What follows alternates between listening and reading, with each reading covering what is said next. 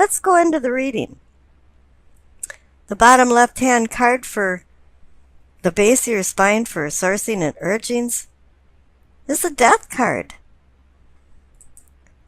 You're going through a transformation, or you're starting a transformation. You're going to start culling things, particularly old beliefs that are no longer serving you. Change is your friend. Don't make it your enemy, because if it is, and you resist change, there'll be loss. Things now are happening for a reason, so allow it to flow freely and easily. Fate leads the willing and drags the unwilling, because once death gets a hold of you, this transformation is going to happen regardless. And the great thing about this is the Death card is ruled by Scorpio and Mars and Pluto. This is your card. It's saying, hey, the sun is going to start shining on you. Death is a beacon to conclusions. And now you're the phoenix rising from the egg-shaped ball of myrrh that combusted into flames, and the bird is in rebirth. And this is what's happening. It's a transit to a new chapter in your life. It's cathartic. And here you'll see in the center card is the Fool, and he'll be freed by death's transformation. And the clarification card for death is the Wheel of Fortune. I think Scorpios thought they would never see that card again in their future. Oh my goodness. It's old paths traveled lead to new forks in the road. New discoveries. The balance of life is changing, unveiling revolutionary prospects for you. But these all require transformations, adjustments, and the wisdom to ride the positive flow. Evil in the past can transmute into good fortune in the future. This is disorder making way for order. Change is at hand that dramatically sways from the status quo. And the one thing you have to do is let go of the past. The present is already the future, and the past is always present in our lives, but we can't let the past haunt us. The fate of the Wheel of Fortune is out of your hands, just like the transformation for death. This is happening. The fates of fortune are on your side, and the wheel is on the upswing for you. The main card above for your pelvic or sacrum is the Two of Pentacles. This is a card about decision, partnership, and balance. And it's only a natural progression for you to start making decisions now that you're going into a transformation. As I said, new things are coming, new discoveries, you're adjusting.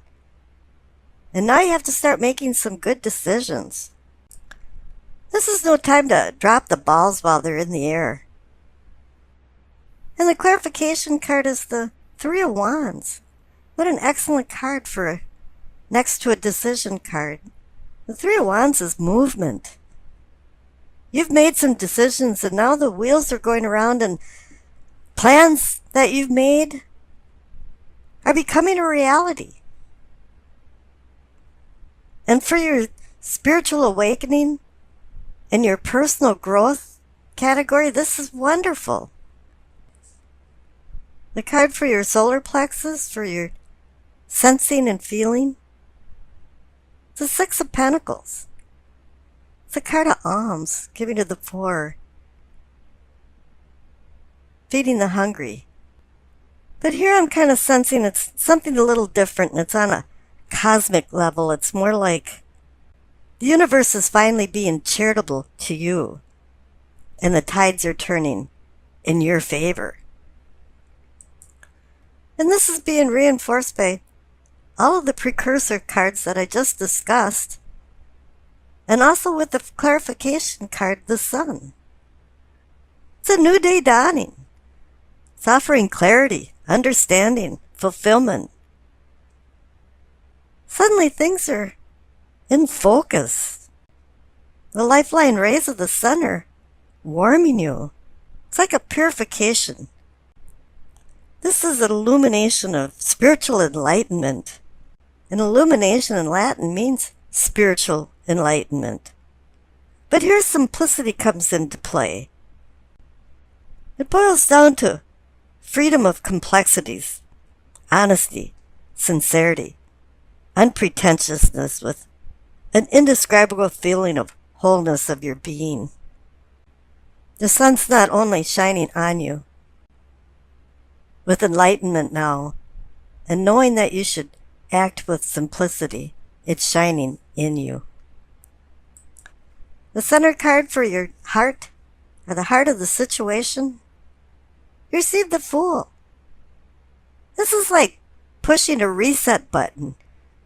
It's time to reset everything. All the bad things are gone, and you're now on a new self-discovery of enlightenment and wisdom.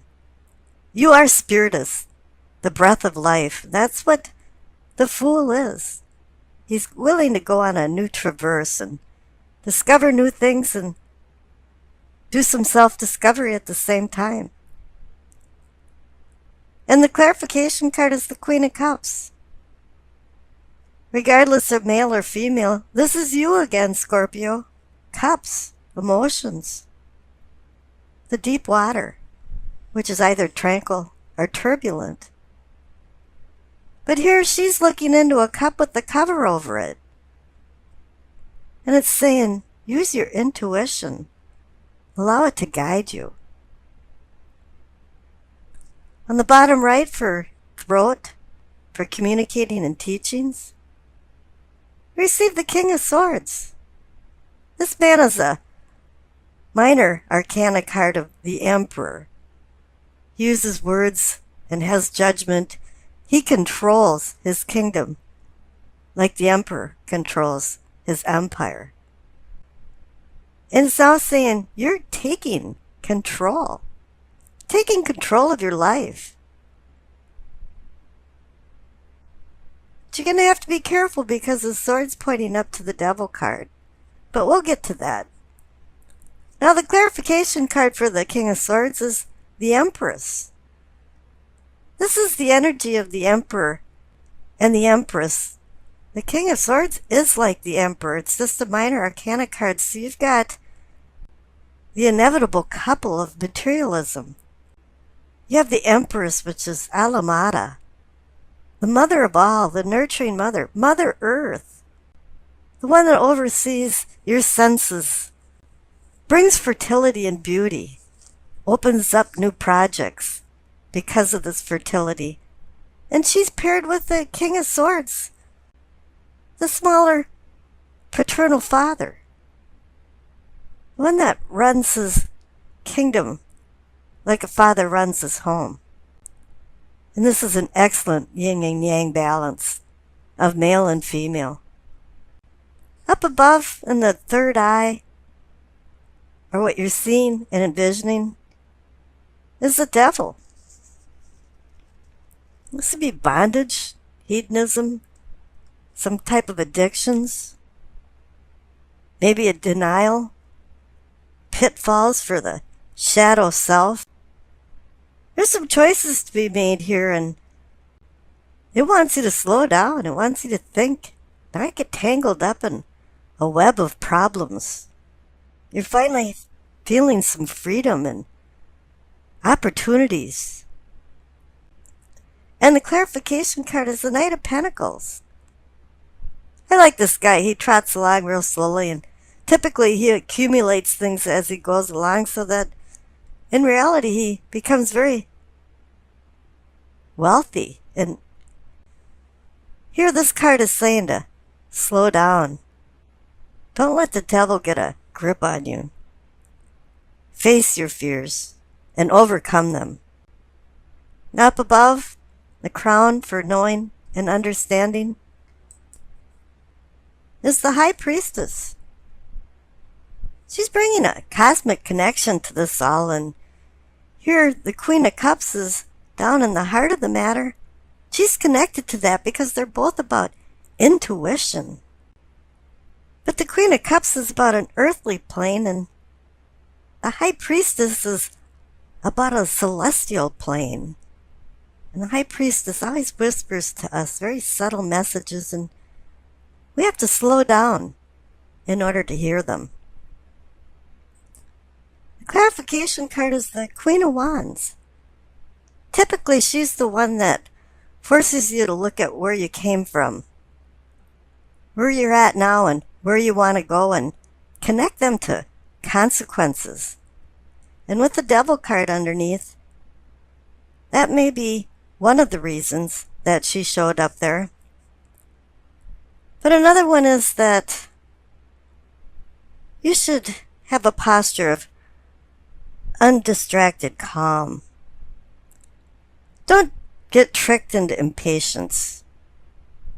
It's telling you to mellow out and don't become annoyed at irritating things. And she's also more like an earthly seer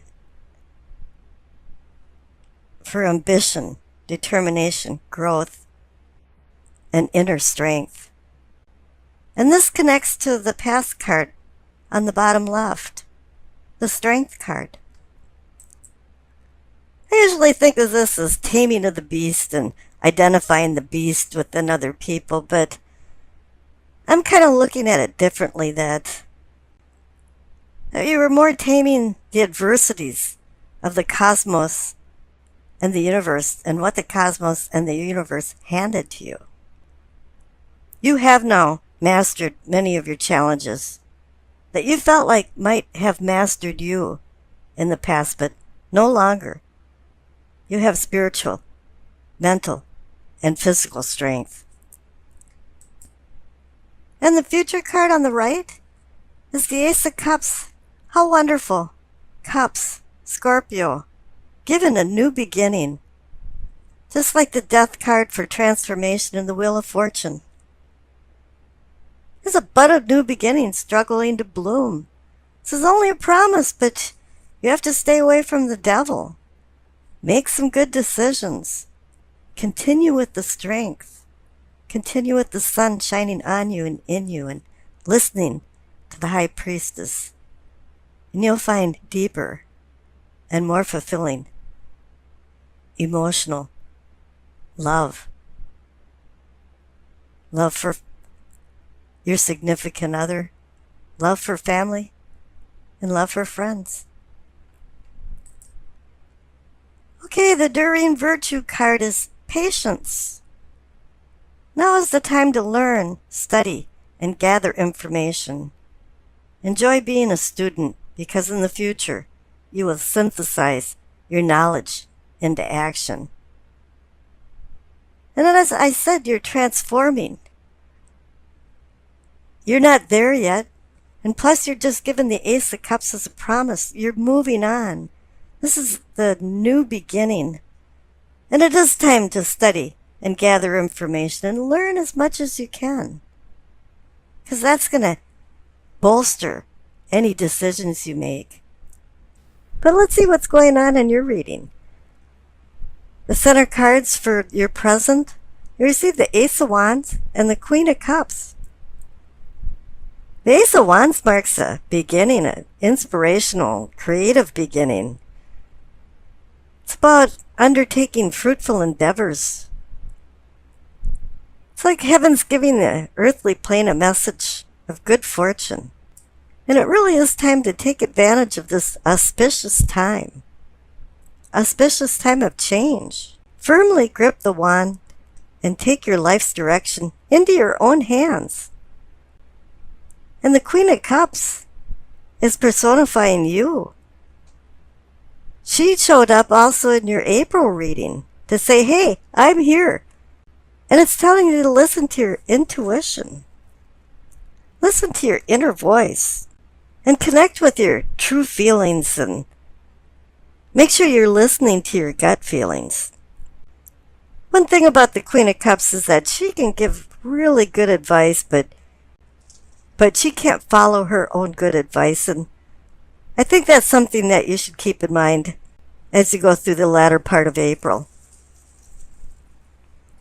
Now up in your prospects, you receive the Page of Swords and the King of Cups. They're polar opposites. The Page of Swords is about mental acuity, but he doesn't have the maturity of emotional control. And he acts like a secret agent man and sneaks around and gets dirt on people and becomes a gossip monger, and using words hurtfully.